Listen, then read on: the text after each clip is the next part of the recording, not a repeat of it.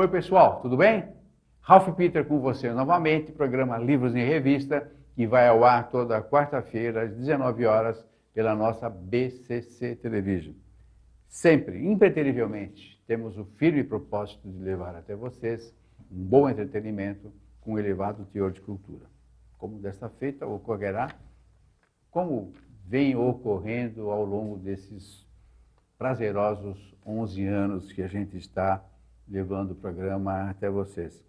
Antes de passar direto aqui, hoje é uma figura assim, ilustre, bombástico, vocês vão ver tudo fleumático. Vocês já viram que não tem fleuma nenhum. O doutor ilustre José Eduardo Leonel, depois eu falo dele, depois eu apresento formalmente. Antes, os nossos agradecimentos aos queridos amigos da técnica, que sem eles nós não estaríamos aí permeando nessas maquinetas maravilhosas que vocês possuem. A Betânia, a Luciana, o Márcio, o Everálvio, e vai por aí. Tem muito mais gente, porém vamos ficar com esses quatro e o resto vai por osmose. Maria Estela Guedes, que através do seu site www.com, situado em Lisboa, nos insere em todo o universo lusófono, dando-nos uma gabaritadíssima audiência, e bastante grande, mas que a gente vem buscando também ao longo desse trajeto todo. Estela Guedes, Estela.Guedes no Facebook, Estela.Guedes56, quase que eu esqueço. Desculpe, Estela, muito obrigado. Kátia Saizi, profissional de primeira, assessora que fez esta pauta, nos ponteou aqui o nosso amigo José Eduardo Leonel, que é da assessoria de imprensa Pluricom, www.pluricom.com.br, aqui em São Paulo, 11 3774 6463. Se você é autor, necessitar de uma assessoria boa, honesta, com preço justo, é a Pluricom que você deve procurar. Você, jornalista ou professor, escritor, ou melhor, aluno de jornalismo, deve, pelo menos, conhecer a associação recém-fundada para fortalecer um pouquinho a nossa profissão, que muitas vezes carece de um pilar mais forte. Anota aí, www.profissãojornalista.com.br. É uma maneira de nos unirmos para, naturalmente, sem que isso seja um chavão, fortalecer-nos. Por último, uma visão. A Unesp e a Fundação Editora Unesp fará realizar a primeira Feira do Livro da Unesp, de 11 a 14 de abril agora, das 9 às 11 horas, termina num sábado, que vai ser muito legal, no campus Unesp aqui em São Paulo. Eu estou lendo porque acabei de receber esta pauta da ilustre Kátia Saizi. Ao lado da estação Barra Funda, do metrô aqui em São Paulo. Entrada gratuita e um grande lance. Todas as editoras, cerca de 100, estarão lá com seus livros expostos, com um contrato assinado que 50% de desconto em todas as capas. Não é para qualquer um e não é sempre que a gente encontra uma proposta dessas. 50% de desconto em todos os livros que ali estiverem expostos. Editora Unesp, a Fundação Unesp e vai por aí. 11 a 14 de abril, a partir das 9 às 11 horas, ok? Não perca não, porque, olha, pelo visto, vai ser um negócio bombástico. Ilustre José Eduardo Leonel, professor, doutor, mestre, o currículo do cara é grande, professor, doutor, mestre em Ciências Sociais, é isso? Pela PUC São Paulo. Pela PUC, mestrado e doutorado pela USP. Tudo isso. Você também tem curso no exterior? Tem uma coisinha. Como eu gostaria de ter essa idade tão jovem assim. Tudo isso. Já estou acabado já. Acabado. Tem metade da sua vitalidade. Tá certo, tá certo. Desde 94, felizmente, juiz federal. Só uma correçãozinha, desculpa, eu não fiz antes. Em 94 eu fui promotor. Promotor? Né? Você começou como promotor? Como promotor. Primeiro advogado, depois promotor. Primeiro promotor, em 99 juiz federal. 99. Desculpa, eu devia ter... Não, juiz federal. Eu acho que Eu conheço, tenho alguns bons amigos que estão militando, né, na tua área, e são pessoas absolutamente probas, como eu tenho certeza que você também, apesar de te conhecer pessoalmente agora, aqui há 15 minutos, nos falamos ao telefone e tal. E dá para perceber que o jovem como você, do teu quilate, do teu gabarito, são pessoas que seguramente vão nos fortalecer e fortalecer a sociedade. Pelo que a gente está vendo hoje, pelo que nós estamos sentindo hoje, um pouquinho mais de vez em quando escorrega e tal, não sei o quê. Mas a gente sente um pouquinho mais de força, um pouquinho mais de perseverança e muita ética, muita educação, muita honradez. E a gente está precisando tanto disso, rapaz, você não faz ideia. Eu sinto isso em todas as pessoas com quem eu converso. As pessoas estão meio desacorçoadas. Mas não é esse o nosso propósito aqui. Você veio aqui para falar do teu livro, mas que trata de honradez. O seu debut. Ah, eu gostei. Debut bonito, né? Debut bonito. Antigo para Chuchu, né? Não, mas eu... Debutante, né? Meu pai só fala assim. Cada 3 palavras que ele fala é uma infância. Debut, é? Estou acostumado. Não, mas eu não falo francês, não, infelizmente. Então vamos lá. Você lançou recentemente, bem recentemente, aliás, pelo que eu soube, com bastante sucesso, Escravos da Insensatez, pela editora Prismas, que fica, se não me falha a memória, em Paraná. Que olha, pessoal, vocês sabem que eu poucas vezes me manifesto, mas quando me manifesto é absolutamente verdadeiro. Poucas vezes eu li um livro tão pequeno, mas com tanta profundidade. É incrível como você consegue escrever pouco, mas largamente. Você abrange uma lateralidade fora do comum. E é o teu primeiro livro. Imagina como vai ser o segundo, o terceiro, o quarto, que já deve estar no forno. Muito obrigado por ter vindo. Seja muito bem-vindo. E como eu falei, o teu livro é simplesmente arrebatador. Nossa, esse não, adjetivo realmente me balança. Quando eu vi o título que a Kátia me mandou, Release, eu falei, deve ser mais um desses livros de protesto e tal, né? Essas coisas malucas aí. Mas não, é muito delicado, muito sensível, mas eu quero que você fale dele. Afinal, por que esse título meio assim? Você está levantando alguma bandeira? O que é? Não, estou levantando alguma bandeira, sim. Você estava falando de falar bem primeiro. Boa tarde, Ralph Peter. Muito obrigado por me receber. Obrigado ao pessoal da Tec, que você agradeceu, vou agradecer também. Obrigado, audiência. Obrigado, Kátia. É bom que você agradeça, porque senão eles se tiram do ar, né? Esse pessoal é eu maldoso. não sou bobo, eu não sou bobo. Não sou bobo. Esse pessoal é maldoso. Pode ser juiz, promotor, o que for. Bobeou, tá. Eu sou autor aqui. Agradecer ao telespectador que está vendo a gente aqui. É um prazer. Esse título aí ele tem um motivo e tem a ver exatamente com o que você começou a falar aqui, né? Sobre essa sede de honradez que nós temos hoje. Ele tem um propósito, sim. É pretensioso? É.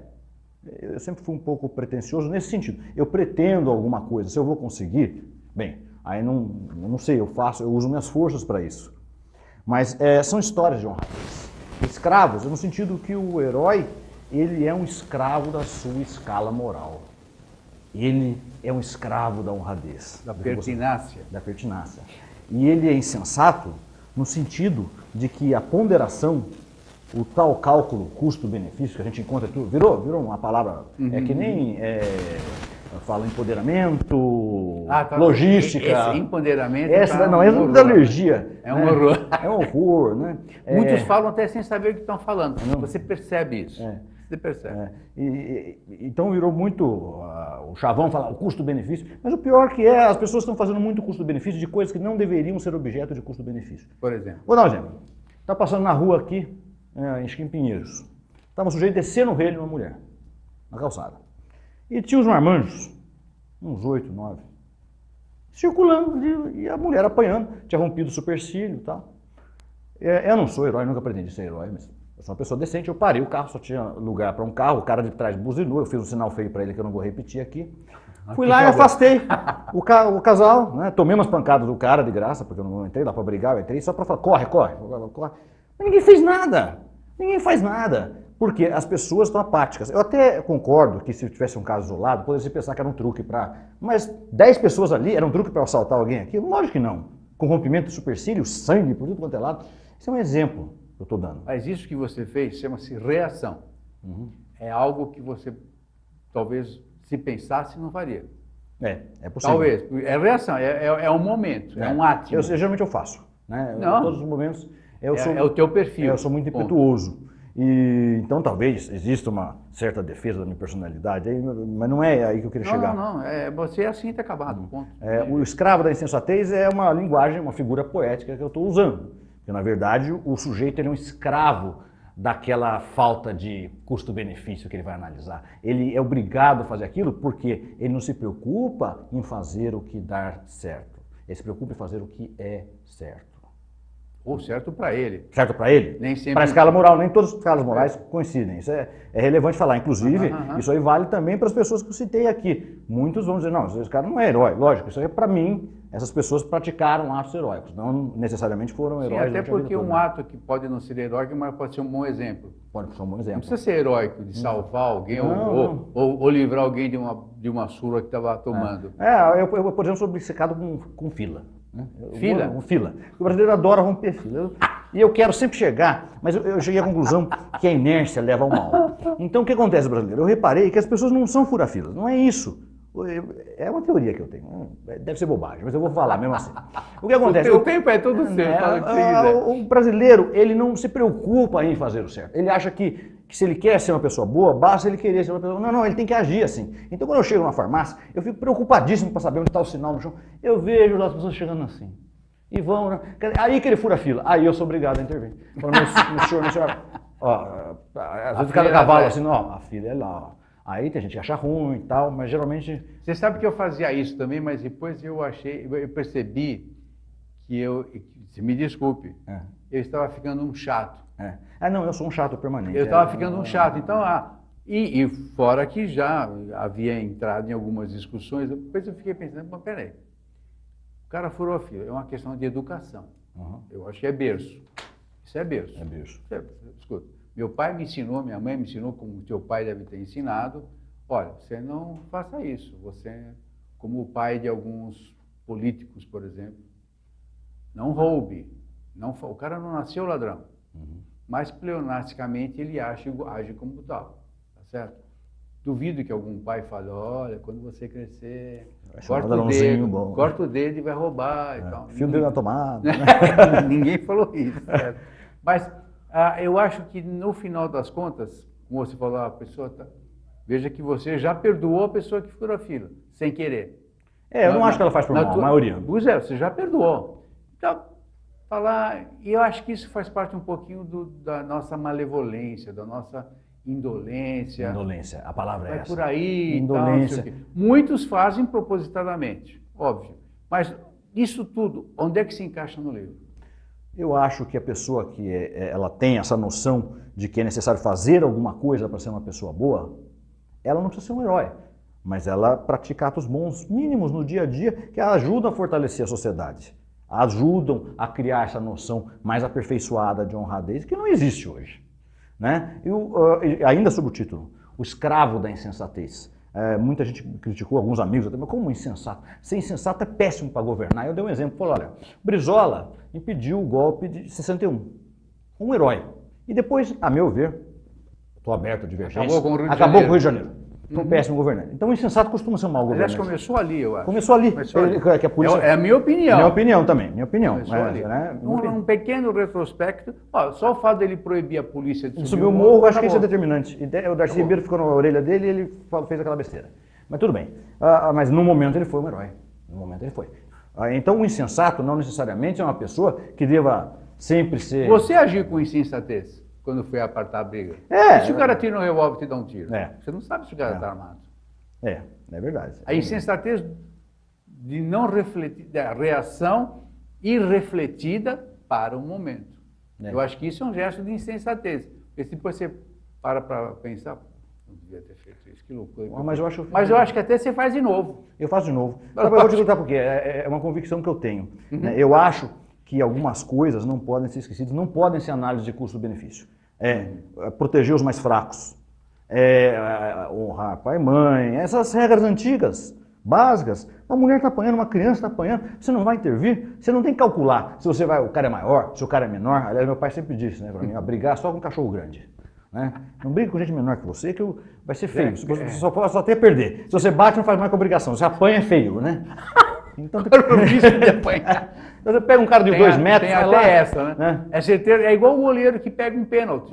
Mano, não tem nada a perder. Pegou, é lucro. É herói. É herói. Quem pegou, bom. Exato, são 7 metros. Quem nunca foi no campo, pô, não acaba mais aquilo lá. 7 metros, parece. 7 metros. E o cara às vezes se joga na ponta do dedo, tira uma bola. Eu lembro do Fidjol, que era um goleiro argentino. Fidjol. Nossa, Fidjol. Nossa senhora, como ele pegava a pênalti, né? São Marcos. Mas vamos lá. Vamos lá, voltando. Então eu quero destacar essas pessoas que em algum momento transcenderam. Elas resolveram abdicar em nome de algo maior. Sacrifício, sacrificare, no latim, né? Oferecer ao sagrado. Não, o sagrado aí pode ser substituído por coletividade, por uma outra crença, mas eles se colocaram. É estranho como há uma pequena contradição nisso, porque o herói ele vai além, mas para isso ele se coloca abaixo. Ele se coloca abaixo da sociedade, ele morre em nome do maior, do que é grande. Né? Por isso eu coloquei de cara o primeiro conto, que é O Dono dos Corações, que é um conto sobre Napoleão, porque eu sabia que era o mais polêmico. Tem muita gente que detesta Napoleão. Pois é. Não, ele abre a capa lá para 6 mil caras. É polêmica. Para 6 mil caras. A pergunta, eu vou usar uma palavra horrível, mas eu não descobri outra. Ele era intercambiável? Ou seja, estou dizendo, dentro da humanidade. Dava para trocar ele por algum sujeito ali, faria a mesma coisa e teria o mesmo efeito? Resposta, não. Então ele é um herói. Porque não é qualquer um que se oferece para a baioneta de 6 mil caras. Não é qualquer um. E ainda vence. Porque era uma batalha pelo coração dos franceses. Não era uma batalha de baionetas. É isso que eu acho bonito. Ele entende esse sentido maior da França. A França, enquanto ele ainda acreditava nisso. No mais se xingue a Napoleão de cínico. Eu li um livro chamado Santa Helena, que fala sobre os últimos dias dele. Ele piamente acreditava que ele era um reprodutor, um continuador da Revolução Francesa, apesar do regime despótico. Eu não estou desculpando isso, não estou. E, aliás, tem uma cena linda, quando ele está no navio indo para Santa Helena, está todo mundo amuado num canto assim, não está no livro, veio agora a cabeça. Sim, não, isso é lógico. Aí está todo mundo assim, e ele com aquele semi-sorriso, né, que ele sempre teve, né? E aí alguém pergunta para Siri, por que o senhor está assim? Eu não entendo, todo mundo está deprimido, está indo com o senhor, mas por honra. Eu falei, meu amigo, deixa eu te falar uma coisa, eu tenho que passar pela fase de decadência. Eu tenho que ensinar os homens a decair. Essa é uma parte da minha história. Se a minha história não tivesse a decadência, ela seria uma história incompleta. Então agora eu vou mostrar para o mundo como é decair. Você acha que é porque ele achava que iria sobrepujar isso? Não. Ele ia decair mesmo. Ele sabia que não tinha chance. Ele estava indo para o ostracismo. O ostracismo. 20 esquadras guardavam um homem de 1,68 m, baixinho, gordinho, numa ilha, 20 esquadras. Com dor no estômago. Dor no estômago, né? Permanente. 20 esquadras, pô, isso é que é ser macho, pô, né? Isso que é ter paura, na ilha mais isolada do mundo, a ilha de Santa Helena. Não, ele não achava que ia sobrepujar, não. Ele estava falando... Sabia que ia para o final. Como se diz na minha terra, a vera. A verdade. Eu vou decair, mas o livro mostra isso, né? É lógico que o autor é tendencioso, é um médico que atendeu ele lá, mas eu acho lindo o livro. Eu recomendo a leitura, é raro, mas quem quiser... Santa Helena. Santa Helena. É lindo, é lindo. Está anotado. Escuta, me fala uma coisa.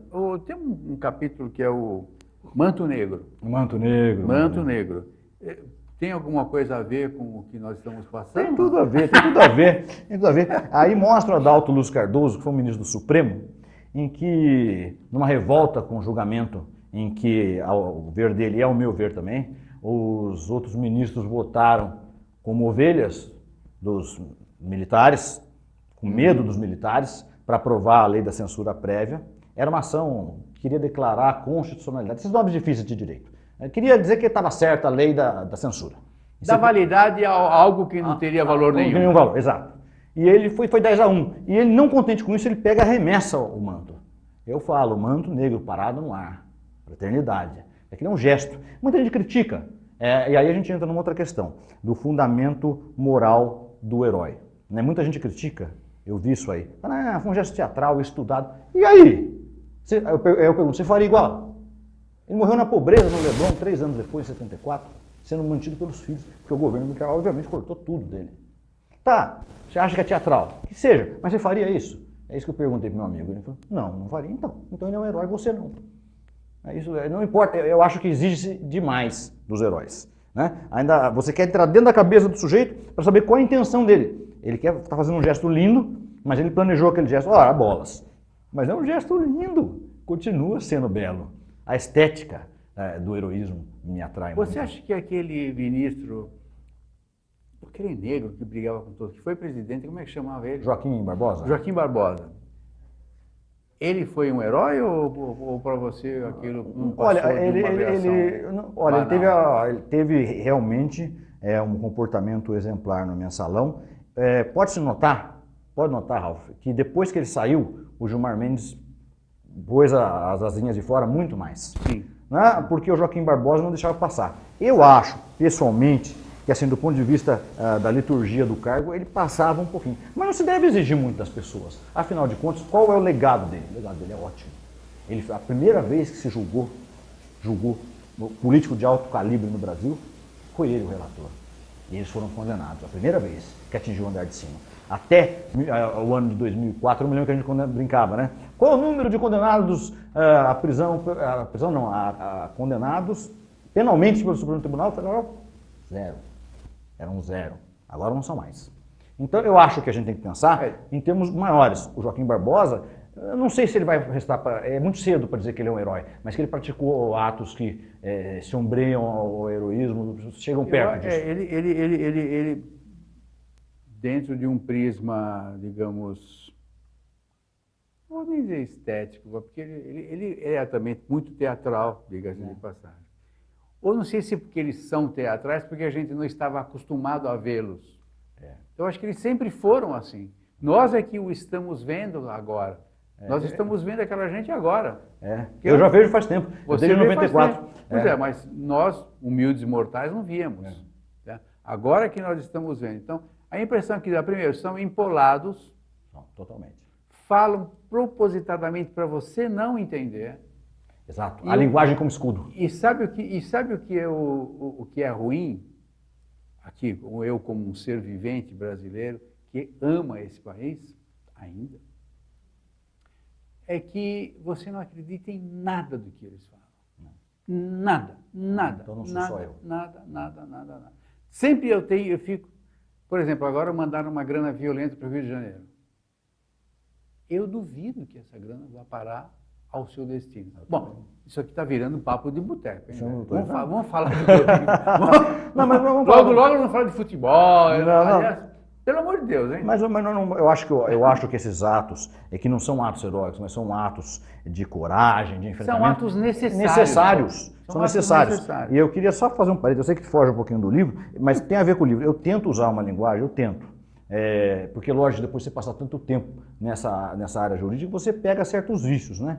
E eu leio muito literatura, gosto de ler muito. E eu tentei, não sei se eu consegui, mas fazer uma linguagem simples, mais direta, sem empolamento, por quê? Tanto quanto o economês quanto o juridiquês são linguagens de esconder. São linguagens para esconder alguma coisa. Eu acho que é para autovalorização. Antigamente, quando eu era criança, havia um cara chamado Jânio Quadros aqui no Brasil. Então, ele falava de uma maneira que ninguém entendia. E a minha mãe falava, olha como ele é inteligente, ninguém entende o que ele fala. Hoje é o inverso.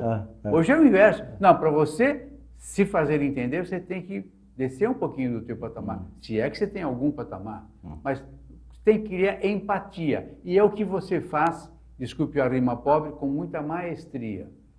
Porque você leu muito, você lê muito, e por ser o seu primeiro livro, acredite, desculpe o que o corpo presente, mas é muito bom de ler, muito gostoso, porque primeiro ele é atual e remete, apesar da sua atualidade, remete a tempos idos e faz uma junção, faz uma simbiose literária muito interessante. A simbiose literária saiu agora, isso foi boa, hein? Gostei também. Eu também, acredito. Eu estou na fase modesta do livro. Bom, você é a favor da monarquia, bicho? Não. Eu acho que na Inglaterra... Você tem um conto lá que é isso, pô. Do Dom João. Qual é o ponto? Dom Pedro. Dom Pedro. Dom Pedro. Não, na verdade, eu elogio a atitude dele. Né? Muitas pessoas não param para pensar que se não fosse aquele temperamento dele, febril, né? Eu chamo até de a bile do Dom Pedro, nós seríamos várias republiquetas de 20 nações. Não seríamos o Brasil uno. Porque, na verdade, num ambiente normal, uma pessoa normal, vamos dizer que fosse o filho dele, Dom Pedro II, que foi um ótimo governante, aliás, acho eu. Mas vamos dizer que fosse ele que decretasse a independência. Qualquer outra pessoa que decretasse a independência, é aquela frase que eu usei que eu não gosto, mas não consegui encontrar substituto. Intercambiável. Não dá para trocar o Dom Pedro por outro. Qualquer outro que tentasse fazer aquilo, o que Portugal ia fazer? Portugal tinha mais força, mais tropas. Ia mandar tropas para lá, no mínimo, ia mandar o imperador para a mesa de negociações. Mas como eles sabem que é o Pedro de Bragança, é o Pedro deles... Bravo, bravio, bravo e bravio. Ninguém se arrisca. Então, quando ele fala independência ou morte, é a vera, é a morte mesmo. Todo mundo sabe que ele vai lutar pela morte. Ele vai pro pau. Ele não vai racionalizar. Ele não vai fazer ponderação de custo-benefício. Então, nisso eu elogio. Não que eu assumo... Não, e tem mais, desculpe te interromper, ele não só ia pro pau, como ia levar muita gente, porque estava todo mundo querendo aquilo. Todo mundo querendo aquilo. Ele ia... Queira ou não. Né, ele não analisava... Agora, eu não sou a favor da monarquia, eu não sou. Minha avó era monarquista, minha grande inspiradora, eu dedico ela era monarquista, né? Sim, como é que chama? A Nina, né? Isso, Nina. Maria Antonieta Nina, né? Nina, né? Minha avó, eu ficava tardes com ela, conversando 6 horas, 7 horas seguidas. Olha. E quando eu vi, eu falei, nossa, está na hora de ir embora. Eu lembro do meu pai ligando, minha mãe ligando, falou, olha, ele não fez tarefa ainda, né? Aí minha avó falava, olha, ele não fez tarefa nenhuma, tá? Tudo que ele precisa aprender está nesse quarto aqui, com exceção de física e matemática, que era o quarto da biblioteca. Ela era meio, né? Aí eu ia sem tarefa mesmo, né? Escuta, e fala uma coisa. Tudo bem, você já mostrou que você é um cara impetuoso, no bom sentido, impetuoso. Nem sempre. Vai, briga e tal, não sei o quê. Mas algum desses personagens que você descreve aí, quantos capítulos são? São 14. 14. Algum desses é o teu avatar? Você se personifica nele? Não, acho Na que boa, vai. Abre aí. Não, nenhum deles. Nenhum seria meu avatar. Algum capítulo que você fala, pessoal, leia o capítulo tal, que esse é o meu preferido. Olha, o que mais eu sei que é uma sacanagem perguntar isso. O que eu mais me identifico é com o Manto Negro, com Adalto Lúcio Cardoso. Não por ele ter a mesma profissão que eu, não por isso, mas pelo gesto dele, pela abnegação dele. Eu me identificaria mais com ele. Agora, se fosse em termos de personagens históricos, um personagem que eu mais admiro, estava comentando até agora com a Kátia ali fora, é o Thomas Edward Lawrence. É o Lawrence da Arábia. Você escreve, né? Por quê? Eu acho que existem várias escalas para a pessoa se tornar um herói. Ela pode abdicar do dinheiro, ela pode abdicar do poder, ela pode abdicar do reconhecimento. Isso é muito raro. Normalmente o herói abdica da vida. Da vida. E por último da vida, é o que eu ia falar. Então o que acontece? A pessoa abdicar do dinheiro é relativamente comum. Do poder é difícil. Do reconhecimento eu conheço pouquíssimas pessoas. E da vida. E o Lawrence da Arábia foi um cara que fez isso. Pouca gente sabe.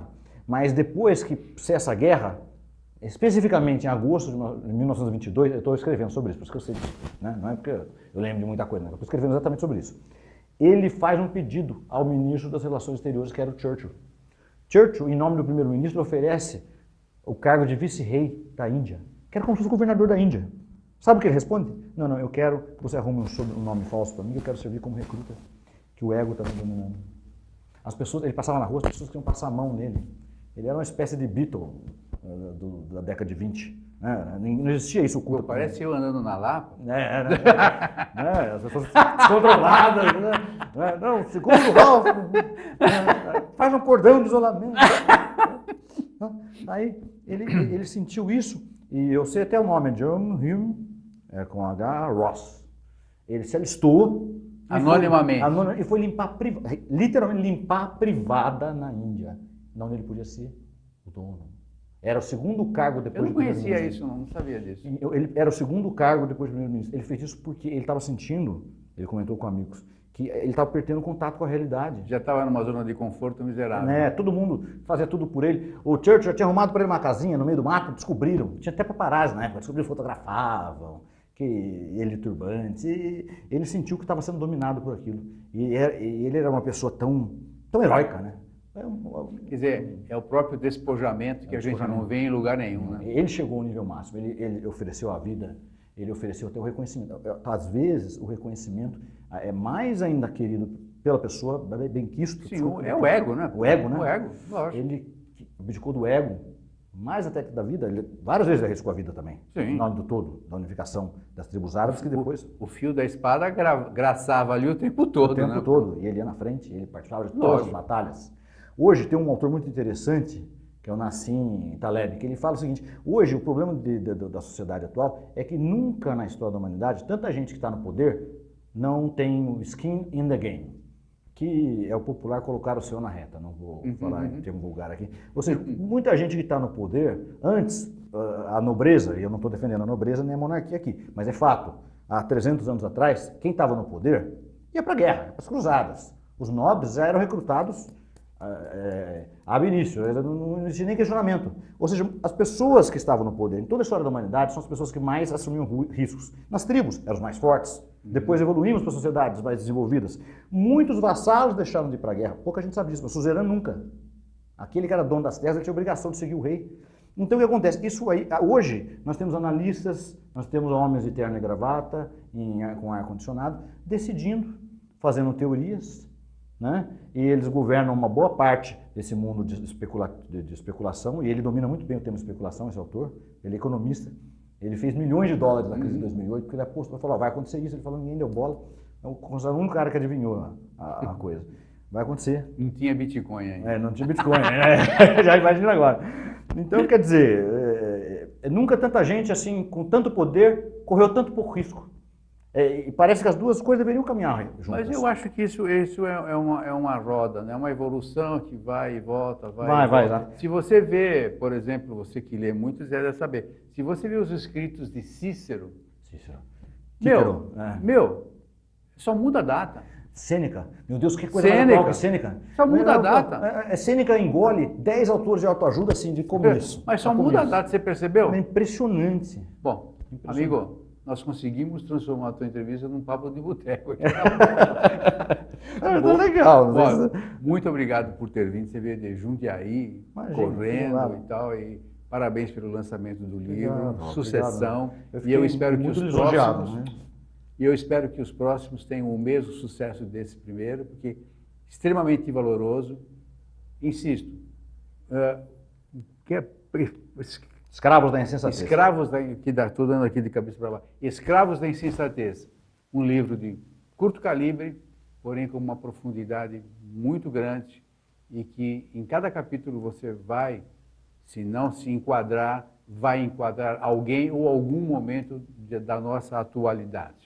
Muito importante, muito interessante, vale cada centavo. É para ler em 2 horas, ok? Meu amigo, muito obrigado, mesmo. Cara. As portas e janelas abertas para os próximos. Tá bom. Muito obrigado. Feito. Pessoal, muito obrigado pela paciência, audiência, companhia. Felicidades. Tchau, tchau.